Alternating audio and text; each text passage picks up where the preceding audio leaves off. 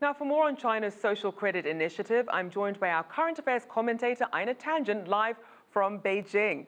So, Einar, let's start with looking at the role of technology and big data in China's efforts to build this social credit system. Well, it's really the edge of what are going to be very profound changes that are going to be part not only in government, but also in the commercial sector. If you look at the way that Donald Trump was elected, he uses a very sophisticated system in order to make that happen. He keyed into over 5,000 data points on every person. This type of thing is going to be used in China in order to figure out what exactly people are up to. Now, there are privacy concerns, but on the other hand, there will be great efficiencies. Online banking, the way that you pay for things, electronic cashless society. These are all things that could be brought about much more quickly by these types of systems.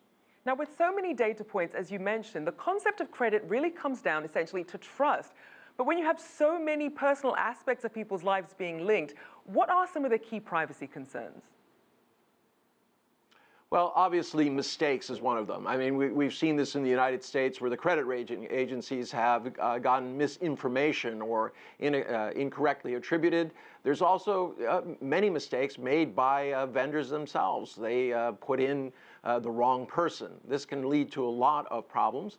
And you also want to limit collateral damage. In China, one of the issues where sometimes spouses, or often spouses, are held accountable by debts that are incurred by their other half, and children were also being included.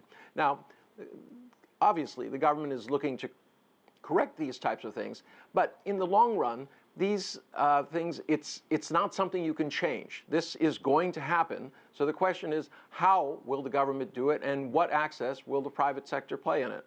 And in terms of how people are reacting, including the private sector, by making life less convenient for some of these companies or some of these debtors, how effective do you think the blacklist system will be? Actually, it's going to be very effective as it's going into the future, especially if you go to a cashless society. In that particular instance, I mean, think of it this way. Your taxes are paid almost immediately upon receipt of what you're doing. If you need a loan, instead of going to a bank or some sort of institution, you would apply online. Tremendous efficiencies, and it will be the future. It's not something that we can really argue about. The safeguards, though, will have to be very important. The government has to stand in, and it has to have means by which people can address these in a very quick manner, because otherwise it can ruin your life. It can also create an underclass, and this is a great danger. How far does society want to go in punishing people? Does it want to make sure that they never rejoin society or make it virtually impossible? There has to be a mechanism to kind of clear things up in case somebody did make a legitimate business mistake as opposed to a deliberate criminal act. Now, one of the issues behind this was obviously trying to help things like customer safety, but then you also have this issue of debt. So how much is this initiative expected to really help China's debt issues?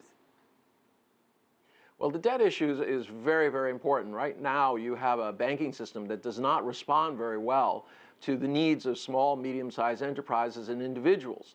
So for them, this could be a tremendous boon because all your assets could be listed. People will know a lot about you, and instead of kind of the costly underwriting process, the process by which the bank determines whether you're creditworthy, it could be done literally in nanoseconds based on your credit history, based on the assets that you own.